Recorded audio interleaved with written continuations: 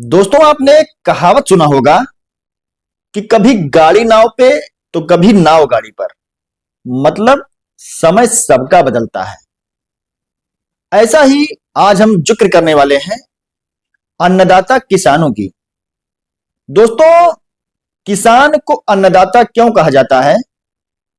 क्योंकि वह सर्द भरी रातों में, बरसात में और तेज धूप में जाकर खेतों में काम करता है। और जब वो घर आता है तो उसका पैर मिट्टी में सना रहता है, दोनों हाथ मिट्टी में सने रहते हैं।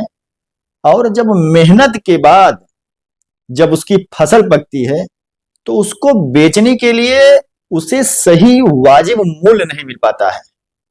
इसीलिए किसान आज भी बेहाल है, अन्नदाता आज भी बेहाल है।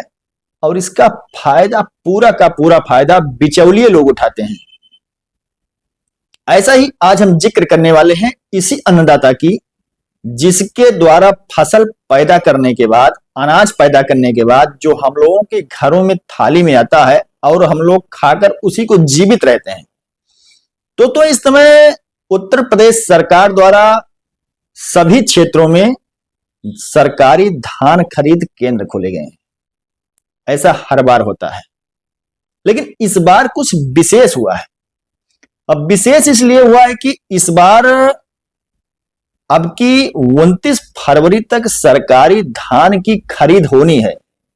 लेकिन इस बार कुछ ऐसा है कि हर बार तो सरकारी धान खरीद केंद्र पर किसानों की टालियों का जमावड़ा लगा रहता था और उसकी अंतिम तारीख तक भी लोगों के धान की तौल नहीं होती थी। जो केंद्र के प्रभारी होते थे वो लोगों को ना तो सही से बातें करते थे, ना ही उनका समय से धान ही तौला जाता था।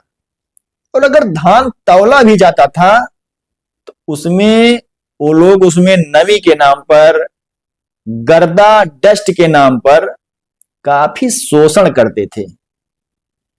अब शोषण ऐसे किया जाता था कि जब किसान धान लेकर सरकारी खरीद केंद्र पर जाता था तो वहां पर पहले उनके धानों की ओसाई कराई जाती थी और बिजली के मोटर वाले पंखे से एक हाई स्पीड से जब किसानों के धान की ओसाई कराई जाती थी तो उसमें धान भी चला जाता था। ऐसा किसान लोग बताते हैं।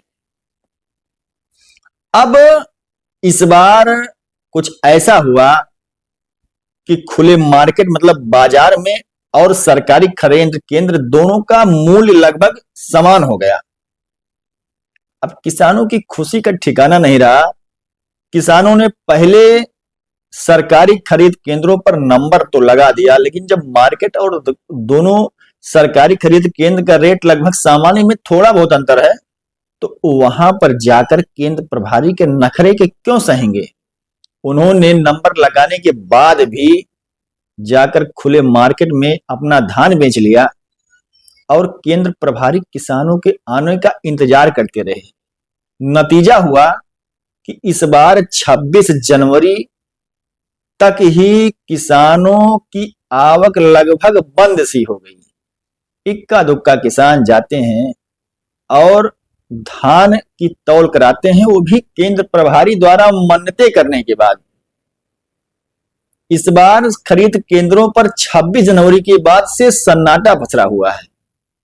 वहां पर ना तो टालियों का रेला है, ना तो किसान दिखाई दे रहे हैं और ना ही साहब की आवाभगत हो रही है। भाई, किसान अगर वहां जमे होंगे, किसानों के नंबर लंबा होगा तो साहब के फोन घनघनाएंगे, साहब की पैरोकारी होगी कि भैया फला व्यक्ति का धान तौल दीजिए, फला व्यक्ति का गेहूं तौल दीजिए। अब साहब बेचारे एकदम बैठे हैं, उन्हें तो कोई पूछने वाला नहीं है। यही होता है कभी गाड़ी नाव पे तो कभी नाव गाड़ी पर। अब अयोध्या जिले के गोसाईगंज नवीन उपमंडी में खुले सरकारी धान केंद्र का हम जिक्र करना चाहते हैं।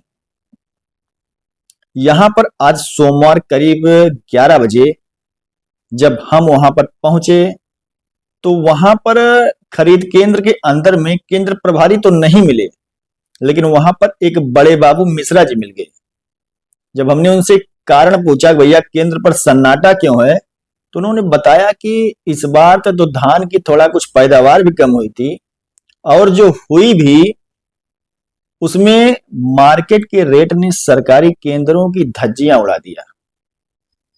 मतलब किसान पहले तो सरकारी केंद्र पर ज्यादा मूल्य पाने के लिए नंबर तो लगा दिए थे, लेकिन जब मार्केट का रेट और दोनों में लगभग समान हो गया तो वो यहां क्यों आएंगे, जाकर मार्केट में बेच लिए।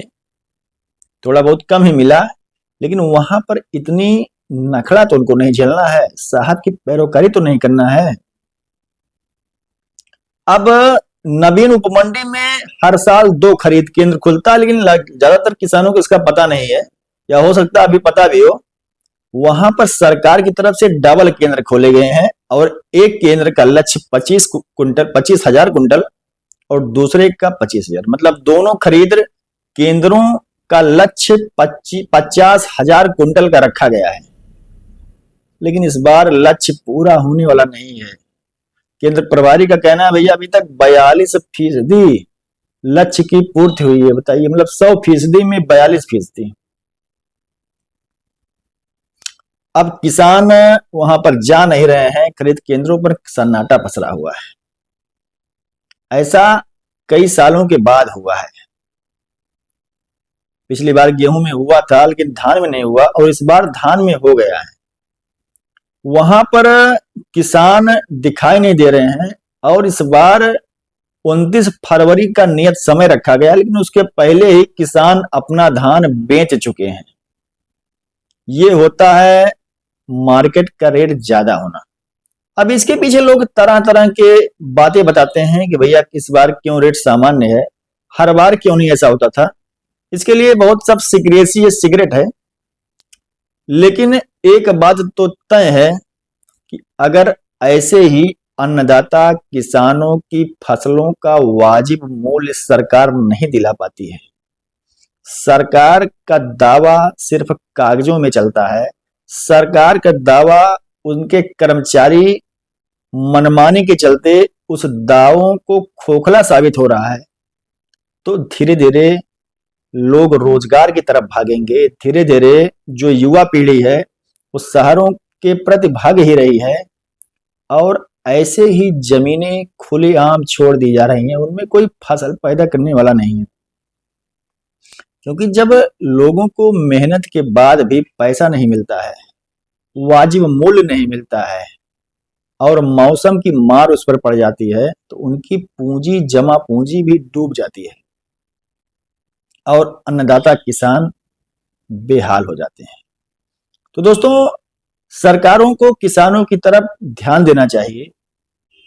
और एक तो लौकी, दूसरे तितलौकी, तीसरे चढ़ी नीम की डाल, यही कहावत चरितार्थ होती है।